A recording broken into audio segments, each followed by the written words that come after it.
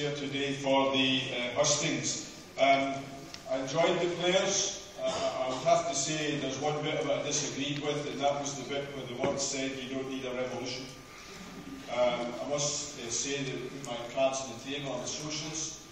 I think we do need a revolution, but particularly with regard to the way in which disabled people are treated, I think we need a revolution. This society, in its current form, I think, places low value on people. It particularly places low value on people who are disabled and people who are poor, and therefore we do need a revolution. The people to my right, your left, who are represented in the council at present, when it came to the issue of the budget this year, the budget of Glasgow is about 13–40 million, then what they fought over was what way there should be £10 million worth of cuts. And that issue of cuts, it seems to me, is the issue which people in this room are faced with when it comes to looking at services and looking at what they do when they go into the ballot box in May. Because we are already suffering badly from the cuts in Glasgow. And it's going to get worse. The intention of the present strategy of the central government and of the Holyrood government is for there to be a 6% cut by the time of next year in local authority spending. 6% of the workforce have gone. The type of services which disabled people require are workforce intensive. If you get rid of the workforce, who is there to do it? And I think that in particular there are other aspects of the cuts and the way in which the attack on disabled people has been carried out that particularly local government could be in a position to respond to if it was able to. On the whole issue of benefits, then not replacing welfare rights officers and diminishing the level of the welfare rights service in Glasgow is not a good way of helping people who are under attack from a central government on the issue of benefits, where they've handed over to private companies, the idea of assessing how much people need to live and what they should be doing and whether they could be working or not.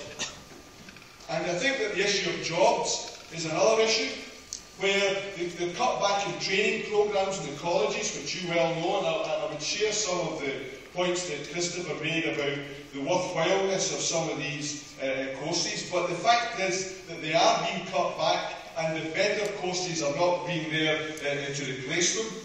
But we've also got to say that Glasgow City Council is not a good employer with regard to employing disabled people. And I speak there as someone who was a trade union convener until I retired at the ripe old age of 66 last year for many, many years, and directly experienced firsthand the difficulty that disabled people had working for the council, but also the low numbers of disabled people who were actually employed. And I think that it is something which Glasgow City Council has to pay attention to. I want to turn to the personalisation and self-directed support issue. As the convener of the Social Work Stewards Committee, I represented many social workers who came to me saying, Ronnie, we've been asked to do assessments. And Ronnie, we're telling you the assessments are not based on need, they're based on money. Yeah. You can't take £10 million out of the budget and still afford the same level of service. There is one of the ways in which they've tried to compensate for it, and that is to let people go from the council with redundancy packages and farm the work out to other agencies who have then employed people on lower wages, under worse conditions, with no pension rights. I do not think that it's right that services to people with disabilities should be maintained by creating a cheap workforce out there to maintain the service. And I am absolutely opposed to that way of going about the business.